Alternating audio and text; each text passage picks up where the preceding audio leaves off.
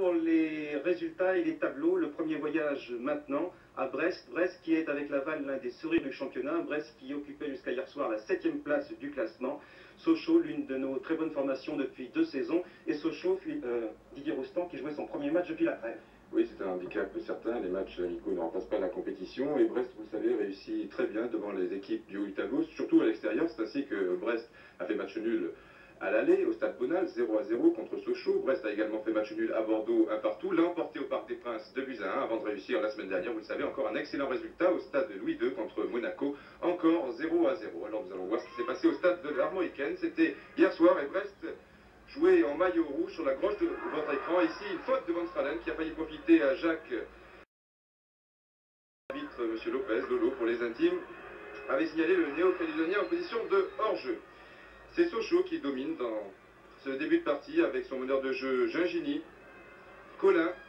Et là, une bonne occasion pour Anziani. Il y a Stopira seul sur la droite. Ivesic s'est bien engagé sur la gauche. Et bien non, Anziani préfère partir tout seul. Et là, c'est vraiment dommage pour Sochaux. À 3 jaunes contre, on était en droit d'espérer mieux. Nous sommes à la 11e minute de cette partie. Faute d'Ivesic. Pardo a très bien anticipé. Il part tout seul. Il a sur la gauche le Yougoslave Radovic. Il y a 2 jaunes pour 2 rouges. Pardo part seul. Une faute de Russe, peut-être victime du mauvais état de la pelouse. Enfin, quand je dis la pelouse, je suis vraiment gentil avec le gardien du stade de l'Armoricaine. Donc 1-0 après 11 minutes de jeu. Grâce à ce but de Pardo. Regardez, il a hésité, le jeune milieu de terrain de Brest. Là, il ne sait plus quoi faire. Il y a Ruti devant lui, Luquetine sur la gauche. On pense que c'est terminé. Il est pratiquement arrêté, vraiment du bout du pied. Il a réussi à glisser ce ballon dans les buts d'Albert Buste. 1-0, peut-être un peu contre le cours du jeu, car jusqu'alors, je vous l'ai dit, Sochaux avait très bien joué. Ici, c'est un corner concédé par l'équipe de Renéos et Pierre Bosca, à la suite d'un centre de Bernardet. Mauvais dégagement d'Anziani, Kédier était bien placé, c'est un tir de Van Stralen du bout du pied. Et Rust, vous le voyez, en 2 temps. Brest maintenant qui accélère, qui essaie de marquer un deuxième but, celui du chaos, peut-être sur cette action de Leroux qui n'hésite pas à monter, lui aussi, il est stoppeur, vous le savez. Et Rust, qui vraiment a du mal à bloquer ce ballon et qui évite d'extrême justesse un corner.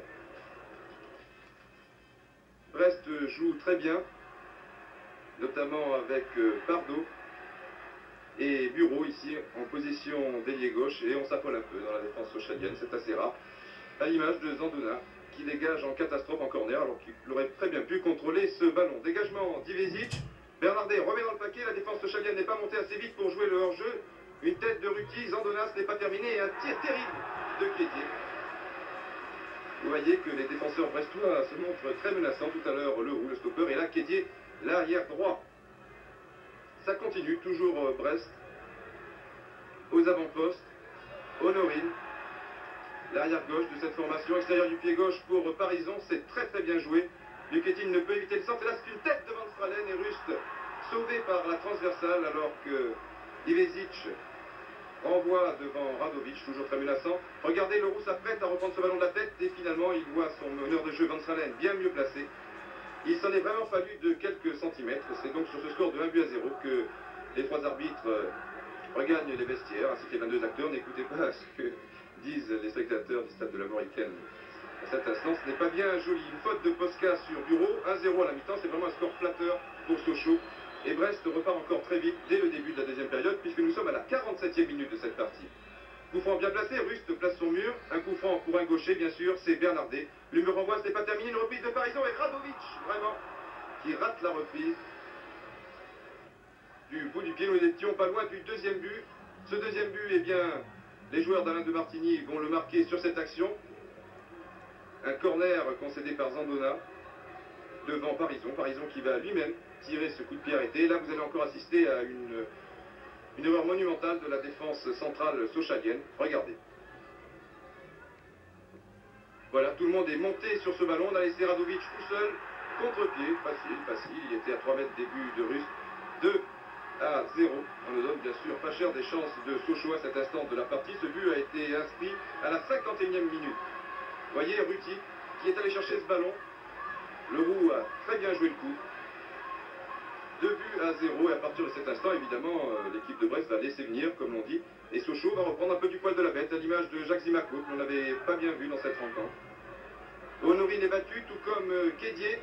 Bernard a hésité, et là c'est Gingini qui rate derrière la reprise, un peu comme le Yougoslave Radovic tout à l'heure sur le tir de Parison. Toujours Sochaux avec le jeune Colin qui faisait sa rentrée dans l'entrejeu.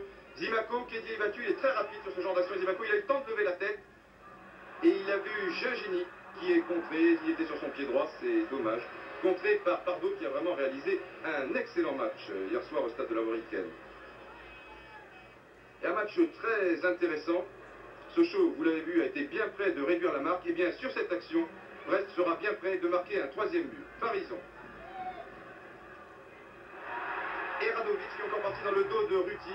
Un tir du pied gauche terrible mais mal cadré, c'est dommage. Ruti qui est l'un des meilleurs stoppeurs de notre championnat, vous le savez, et qui a connu beaucoup de problèmes devant cet avant-centre yougoslave. Corner de Jacques Zimako. Bernard renvoie faiblement et là c'est Colin. Et Honorine qui renvoie pratiquement sur la ligne, peut-être une main, vite, le ralenti, vous allez voir. Au départ, une tête d'Anziani. Voilà Bernard qui est un peu gêné par Gingini, mais cela semble régulier. Colin. Et non, c'est de la poitrine, c'est très net sur ce ralenti, qu'Honorine sauve son équipe. Toujours 2-0, mais vraiment une fin de match pénible pour Brest. Nous sommes à la 70e minute. Skopira est bien revenu devant son adversaire direct, Leroux, qui est monté très souvent dans cette rencontre. Ivesic change complètement la barre pour Gingini. Il y a 3 rouges pour un jaune et il y a pourtant but. 2 buts à 1 à 20 minutes de la fin. Tout est encore possible et Bernard Gingini va vite replacer ce ballon au centre du terrain. Ivesic est droitier, mais son pied gauche n'est pas mal. Gingini, on le sait, est gaucher, mais du pied droit. Il n'est pas maladroit non plus. Voilà, Boulgaï, le libéraux, l'ancien joueur de Sochaux, est arrivé une fraction de seconde trop tard. Bref, je vous l'ai dit, panique un petit peu dans cette fin de partie. Vous allez voir Honorine, voilà, une passe complètement ratée. Anziani qui lance complètement là-bas sur Zimako. Un contre favorable, c'est le but. Non, Leroux est revenu sur la ligne. C'était la balle de match, la balle d'égalisation pour Sochaux. Cela se passait à la 75e minute. Et dans le dernier quart d'heure, on notera 2 actions encore pour Brest, avec l'inévitable Yougoslave Radovic. Voilà, du bout du pied, Jacques Zimako. Et il a été troublé par le retour de Leroux. Regardez, il a un contre favorable, beaucoup de réussite. Attention, c'est là qu'il doit tirer. Mais Leroux est arrivé sur la gauche, ce qui a trompé Zimako. Il a perdu cette petite fraction de seconde qui a fait la différence. Finalement, c'est assez logique, chose qu'on a vu notamment en première mi-temps. Brest est vraiment une très très belle équipe et méritait sa victoire hier soir. Le match nul tenait à très peu de choses. On ne vous a pas vu avec vos jumelles hier soir, alors au baromètre de Téléfoot, beau fixe, quels sont les joueurs? Bien, j'ai noté, comme la semaine dernière, du reste, à Monaco, le stopper Leroux, qui pourra peut-être jouer en équipe de France, il sera peut-être dans les 22. Il m'a fait très forte impression. Il n'est pas maladroit non plus lorsqu'il monte balle au pied, alors on peut le penser un peu, compte tenu de son gabarit, qui serait mal à l'aise techniquement. J'ai noté également Pardo, le milieu de terrain, qui a marqué le premier but et qui a battu beaucoup de travail dans l'entrejeu. Et puis Radovic, on a l'impression qu'il perd le ballon, il le retrouve, il le récupère, il est toujours là, et puis il a encore marqué. Chez les jaunes? Difficile. Gingini n'a pas tenu son rôle habituel. Je vous l'ai dit, la défense a été bien souvent prise de vitesse. Non, je ne vois pas vraiment. Personne dans les 22, ouf de soulagement chez Michel Hidalgo, car avec la liste qui s'allonge, on va arriver bientôt à 44.